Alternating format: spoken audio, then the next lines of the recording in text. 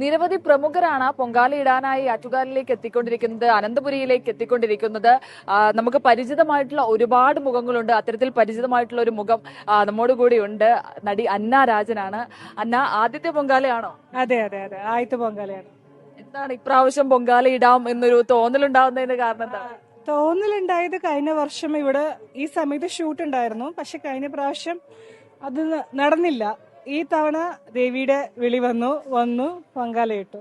ദേവിയുടെ വിളി വന്നാൽ അത് കേൾക്കാതിരിക്കാൻ പറ്റില്ല. ഇല്ല, കാരണം എല്ലാം വേണ്ട വേണ്ട എന്ന് തീരുമാനിക്കുമ്പോഴും എല്ലാം അടുത്തേക്ക് വന്നുകൊണ്ടിരിക്കുകയായിരുന്നു. ഓരോ പ്രാവശ്യവും വിളിച്ചോണ്ടിരിക്കുകയാണ്, ഈ പ്രാവശ്യം അത് കേൾക്കാതിരിക്കാൻ പറ്റില്ല. ഇല്ല, അത് തന്നെ.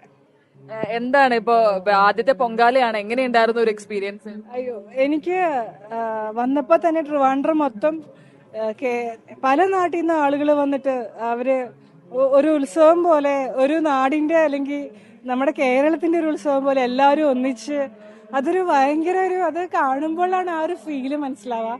അപ്പൊ അതിലൊരു പാട്ടാവാൻ സാധിച്ചതിൽ ഒരുപാട് സന്തോഷം.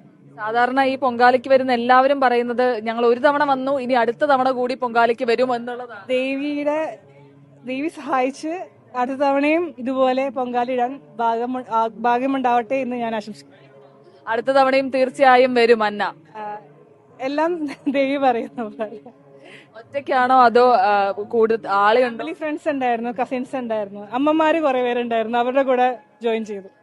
ആദ്യത്തെ ഒരു എക്സ്പീരിയൻസ് തന്നെ. കുക്ക് ചെയ്യോ, എങ്ങനെയാണ് ഇത് ചെയ്യാൻ അറിയാമായിരുന്നു? ഇത് ആദ്യമായിട്ടാണ് നിവേദ്യം ഉണ്ടാക്കുന്നത്. കുക്കിംഗ് അറിയാം. ഓക്കെ, എന്തൊക്കെയാ വെച്ച് ദേവിക്ക് എന്തൊക്കെയാ നിവേദിച്ചത്? ഇന്ന് നമ്മള് പാൽപ്പായസവും പിന്നെ പൊങ്കൽ, ആ യൂഷ്വൽ ഉള്ള നമ്മുടെ ബ്രൗൺ കളർ പായസം.